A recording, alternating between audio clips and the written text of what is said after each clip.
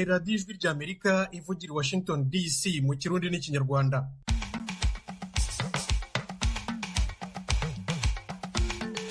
Nshuti banywanyi, mwabonye Imana ikingura. Radiyo ijwi ry'Amerika yumvikanira ku mirongo migufi mu Burundi kuri metero 19 na metero 22, mu Rwanda ni kuri FM 104 n'ibice bitatu. Muri kumwe na Thomas Kamirindi, mbahaye ikaze muri aya makuru. Dore ingingo z'ingenzi zayo. Mu Burundi umutwe w'inyeshyamba Red Tabara wagabye igitero mu Gatumba. Ico gitero kigayitse abantu 200 barishwe bunyamaswa, bakaba bagwiriyemo abana 12 harimo 5 batari bwashikana imyaka 5. Jerome Niyonzima ni umunyamabanga mukuru wa leta y'u Burundi akaba n'umuvugizi wayo. Naho Red Tabara irahakana ko yisha abasivili. Umutozi basize ubuzima nabajeje umutekano 9 harimo abasirikare n'umupolisi. Ivyo kuvuga yuko ngo twisha abana n'abagore ibyo twa navyo tuzi, ibyo turabibesheje cyane. Patrick Nahimana ni umuvugizi wa Red Tabara. Aborthodoxe bo muri Ukraine barizihiza Noheli kuri iyi tariki bwa mbere na mbere mu mateka. Amakuru arambuye ni mu kanya gato.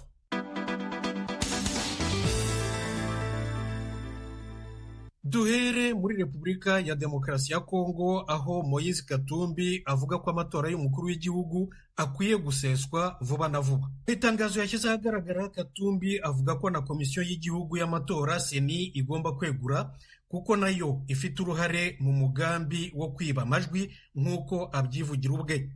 Katumbi ni umwe mu batavuga rumwe na President Felix Tshisekedi bakomeye biyamamarije umwanya w'umukuru w'igihugu. Itangazo rye rije risanga irindi ry'abandi bakandida 5 bishyize hamwe basaba ko amatora asubirwamo. Batangaza ko bazakoresha imyigaragambyo mu murwa mukuru Kinshasa kuwa gatatu. Barimo Dr Denis Mukwege wabonye igihembo cy'amahoro cyitiriwe Nobel mu 2018 na Martin Fayulu. Uyu mwuka mubi uteye impungenge amahanga, bityo ambasade z'ibihugu 13 i Kinshasa zanditse itangazo rimwe zisaba abanyapolitiki n'abayoboke babo gucubya amahane. Zirimo Ubudage, Ubufaransa na Canada. Leta Zunze Ubumwe za Amerika nayo yabisabye ku giti cyayo kuwa gatanu. Seni iragenda itangaza buhoro buhoro amajwi y'agateganyo. Irateganya ko izashyira ahabona yose hamwe byibura ku itariki ya 31 y'uku kwezi. Muri Ukraine abakristu ba Kiliziya Orthodox bijihije bwa mbere na mbere umunsi mukuru wa Noheli kuri iyi tariki ya 25 y'ukwa 12, imaze rero kwitandukanya burundu na Kiliziya Orthodox y'Uburusiya. Ubusanzwe Kiliziya zombi muri Ukraine no mu Burusiya zizihizaga Noheli ku itariki ya 7 y'ukwezi kwa mbere buri mwaka. Kimwe no mu bindi bihugu byo mu burasirazuba bw'Uburayi, Kiliziya Orthodox zikurikiza kalendari yitiriwe Yuli, aho Noheli ihurirana n'itariki ya 7 y'ukwa mbere. Naho abandi bakristo bo ku isi nyine nk'uko mubizi bakurikiza kalendari yitiriwe Gregori, bawizihiza rero ku itariki ya 25 y'ukwa 12. Kiliziya Orthodox ya Ukraine yitandukanyije n'iy'Uburusiya bukimara kwigarurira intara ya Crimea mu 2014. Ariko ni mu kwezi kwa 7 gushize Perezida wa Ukraine Volodymyr Zelensky yashyize umukono ku itegeko rihindura umunsi wa Noheli, riwukura ku itariki ya 7 y'ukwa mbere riwushyira rero ku itariki ya 25 y'ukwa 12 mu rwego rwo kwitandukanya burundu n'umurage w'Uburusiya. Ni imwe mu ngaruka z'intambara Uburusiya bwagabye kuri Ukraine. Mukomeje kumva radiyo ijwi ry'Amerika ivugira Washington DC mu Kirundi n'Ikinyarwanda. Ni mujye no kuri wa3 radio yacu voa.com mukurikire aya makuru. Naho kuri Facebook na YouTube ni kuri VOA radio yacu.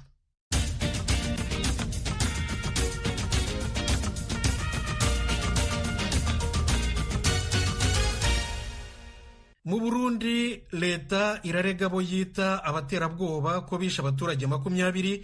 Umutwe w'inyeshyamba wa Red Tabara urwanya leta y'u Burundi uremeza ko ari wo wagabye icyo gitero cyabereye mu Gatumba. Umunyamakuru Desire Hatungimana ukorera i Kigali mu Rwanda aratugezaho iyi nkuru. Mwijoro ryo kwa gatanu rishira kwa gatandatu ivugizo muri zone Gatumba mu ntara ya Bujumbura mu burengero bw'u Burundi mu masaha ya 4 y'ijoro ingo 9 zaratewe n'abantu bitwaje ibigwanisho. Umunyamabanga wa leta y'u Burundi akaba n'umuvugizi wa leta Jerome Niyonzima yamenyesheje abarundi n'amakungu ko ico gitero cakozwe n'umuhari w'iterabwoba atakindi urota atari uguhekura abarundi. Yagiriye ko atanga ibitigiri vy'abahaguye n'abahakomerekeye. Muri ico gitero kigayitse abantu 200 barishwe bunyamaswa, bakaba bagwiriyemwo aba bakurikira: abana 12 harimwo 5 batari bwashikana imyaka 5, abakenyezi 3 harimwo 2 bari bibungenze, abagabo 5 bakuze harimo umwe mu bapolisi bari baje gutabara. Abantu 9 bakomerekeye muri ubwo bwicanyi butagira izina baranyarukanywe kwa muganga, amagara yabo akaba atabangamiwe cyane. Umuharire de Tabara ugwanya leta y'u Burundi uremanga ko ari wakoze ico gitero cabereye ahivugizo. Patrick Nahimana avugira uwo muhari wahisemo gufata ibigwanisho ngo ugondoze leta y'u Burundi iganira batavuga rumwe, nk'uko yabimenyesheje Ijwi rya Amerika, ngo kubona babita umuhari w'iterabwoba ngo nta gitangaza kirimwo. Uko leta itwita, leta n'umwansi duhanganye nawo, atwita amazina atandukanye. Aratwita twita abana b'igihugu, aratwita twita abicanyi, aratwita twita abantu b'iterabwoba.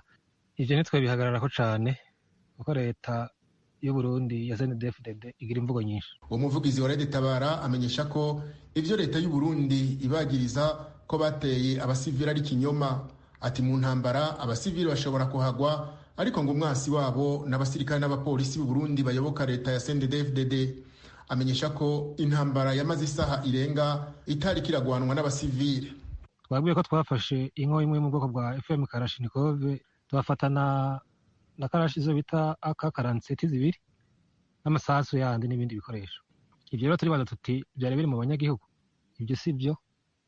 Twebwe abo twagwanye n'abajeje umutekano w'igihugu cy'u Burundi, abo tuzi basize ubuzima n'abajeje umutekano 9 harimo abasirikare n'umupolisi. Ivyo kuvuga yuko ngo twisha abana n'abagore, ivyo twe navyo tuzi, ivyo turabibeshuje cyane, kuko intambara zabaye zari intambara zikomeye, zarimo amasasu menshi n'amabombe. Vyoshika hakaba harimwo abanyagihugu baba barasinzikariye, birashoboka. Muri kino gihe c'impera y'umwaka, umuvugizi wa leta y'u Burundi asaba abarundi gufatana mu nda bakabungabunga umutekano, umwasi bakamugwaniriza hamwe. Leta y'u Burundi irongeye kwemeza ko ibananya gutsimbataza amahoro n'umutekano, ikabisaba amakomite y'umutekano kurikanura kuruta na cane cane muri kino gihe c'imisi mikuru isozera umwaka, mu ntumbero yo gukinga no gutuza ibikorwa vy'iterabwoba atakindi biba bigamije atari ugusubiza abarundi mu marira. Patrick Nahimana amenyesha ko ibitero bigiye kubandanya gushika leta igondojwe ikemera ko baganira nabo batavuga rumwe ku bibazo bihanze Burundi, vyiganjemwo ikumirwa ry'abarundi batari mu mugambwe CNDD-FDD. Yamenyesheje Ijwi rya Amerika ko abasirikare babo bahagaze neza mu birindiro vyabo mu Burundi, kandi ko biteguye kwereka leta ko atari umuhari w'iterabwoba, ahubwo ko ari abarundi bashaka ineza y'igihugu. Desire Atungimana, Kigali, Ijwi rya Amerika. Desire urakoze. Hagati aho tukiri mu Burundi, nyuma y'iminsi 45 urumuri rw'amahoro rutangiye kuzenguruka mu makomine yose, rwashoje urugendo mu ijoro ryo kuwa kabiri rishyira kuwa gatatu muri iki cyumweru.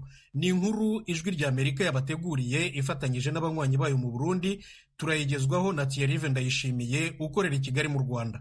Uno munsi n'Uburundi bw'amahoro, Uburundi buharanira agateka na muntu. Uwo n'umukuru w'igihugu c'u Burundi gihe hariko harasozerwa urugendo rw'urumuri rw'amahoro ku kibuga citiriwe Petero Nkurunziza mu ijoro ryo kuri uwa 19 Kigarama. Muri ico kibuga kiri ku birometero 8 uvuye ku mugwa mukuru wa Makamba Igisenyi, abantu bari bakubise harazima, abavuye mu zindi ntara n'abanyamakamba bari bambaye imyambaro yera. Ivyo birori byaranzwe n'intambo hamwe n'indirimbo z'abaririmbyi bakomeye bo mu Burundi, bikaba byagiye kurangira isaha 4 z'ijoro. Hari haheze rero iminsi 45 urumuri rw'amahoro rutanguye urugendo rwago rugira 17 mu makomine yose agize Uburundi. Urugendo rukaba rwatanguriye muri komine ya Muyinga itariki 4 z'uku kwezi. Urumuri rw'amahoro nakajyo ko guhuriza abantu mu bikorwa rusange by'iterambere, mbere intwara rumuri zigatanga n'imfashanyo zitandukanye muri ibyo bikorwa, cyane cyane mu nyubako z'amasomero, amavuriro, gutera ibiti n'ibindi n'ibindi bikorwa. Uwo mwaka urumuri rw'amahoro rwazungurutse amakomine yose agize Uburundi uko ari 118. Ibirori byahuriranye n'ihimbazwa ry'umunsi mpuzamakungu w'agateka ka muntu uwahariwe amahoro no gusozera isekeza ry'imisi 16 yo kurwanya amabi akorerwa abakenyezi. Umushikiranganje mu vyajejwe harimo agateka ka muntu mu ijambo ryiwe yamenyesheje ko amahoro agateka ka muntu byifashe neza mu Burundi, ariko ntawoshira agati mu ryinyo no kubandanya bayavomera kujya ku ruyuzi nk'uko byashikirijwe na Imelda Sabushimike ajejwe ubushikiranganje bwo gufatana mu nda n'agateka ka muntu. Nayo umukuru w'igihugu yamenyesheje ko mu Burundi amahoro n'agateka ka muntu bitakira gaseseshwa rumuri. Atubusi muri ca gihe indongozi arizo zahungabanya agateka kabo barongoye. Evariste Ndayishimiye ati ntawe ugihoga kugene yaremwe.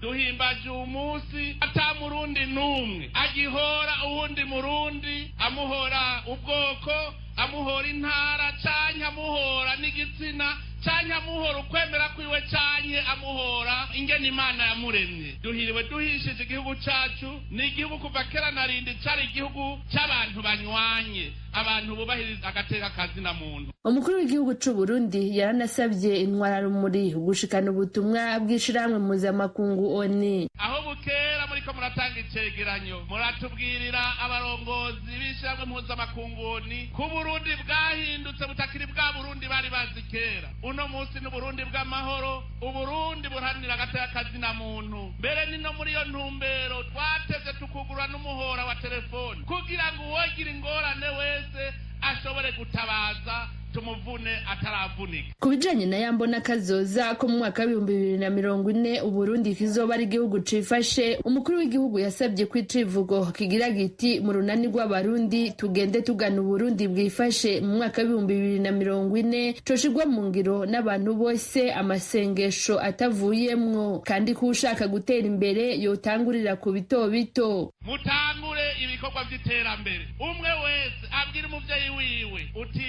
mpagakoko ntunga, canke mpimene ntunga, canke mpinka ntunga, canke murukwavu ntunga, mugabo ntituze dusange ugwaruka mu Burundi rutaratangura uwo muvuduko w'iterambere. Iterambere rihera kuri utwo duto nyene. Narababwiye yuko inkoko ivyara inka, ababitanguye barabibonye. None ubu ndiko ndababwira nti nimuhere ku gakwavu, ababitanguye ubu basigaye bafise amamiliyoni. Abanyamakamba baganiriye n'ijwi ry'Amerika baremeza ko mu ntara babayemwo amahoro ahari. Manirakiza Jean Claude: yego arasasagaye kweri, kuko ubirabiye nkaha tuvuye ku kibuga nta muntu turumva ngo barafashe cyangwa ngo bararashe.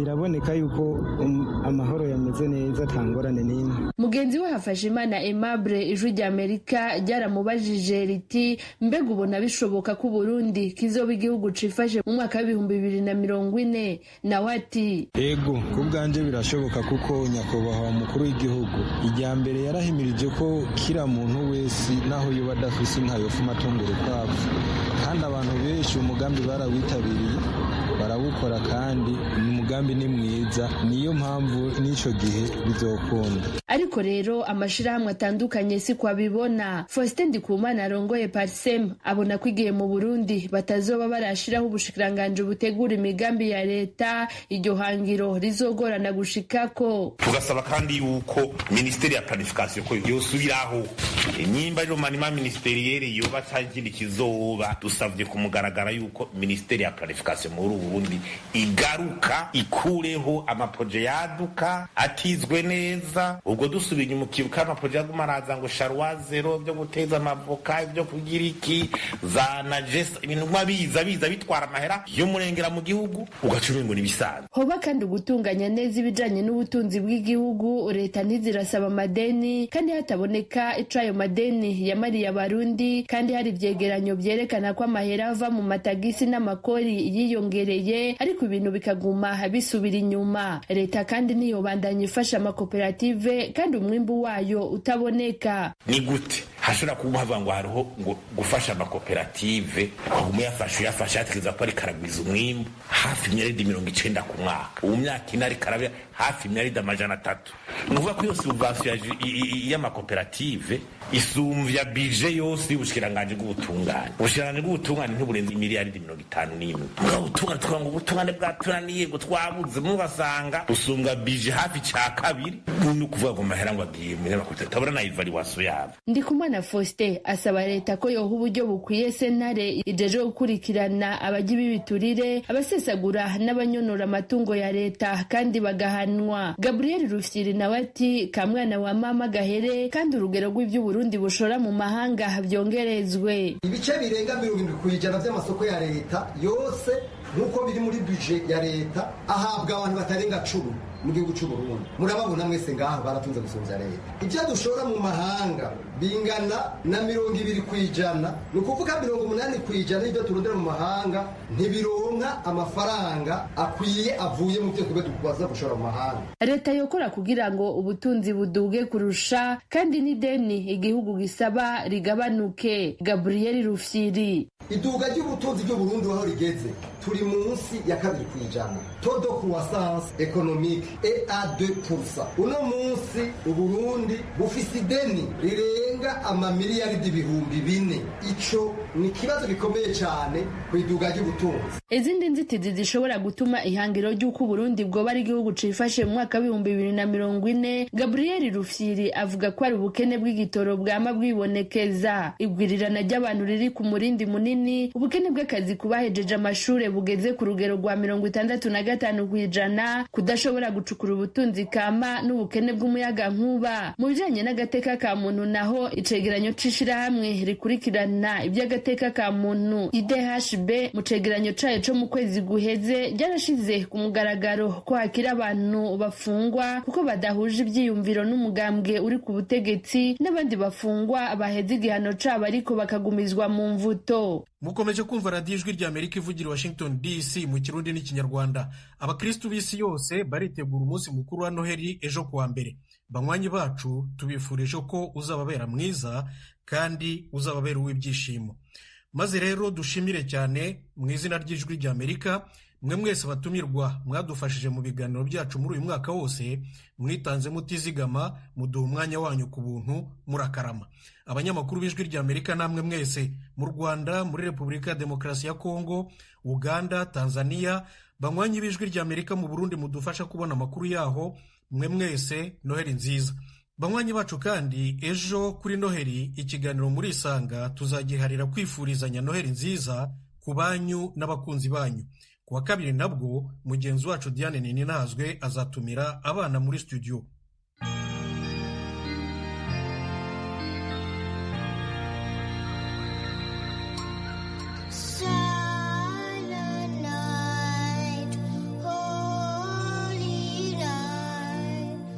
Ijwi ry'Amerika mu Kirundi n'Ikinyarwanda, ako karirimbo murumva kaganisha kuri Noheli, ariko rero nyine Noheli zaba kuwa mbere murabizi. Kuwa kabiri bukeye bwaho Diane Ninazwe azaba ari hano muri studio kudukorera ikiganiro muri Isanga. Diane wiriwe? Wiriwe Toma, nawe uzoba uri ngaha kudukorera ikindi kuwa mbere? Yego, tuzaganira, mbese tuzaha umwanya abanywanyi b'ijwi ry'Amerika kuwa mbere mu kiganiro muri Isanga cyose cy'isaha guhera saa 10. Muzaze rero muri benshi, hanyuma mwifurize abo mukunda Noheli nziza. Noneho we kuwa kabiri uzababwira iki?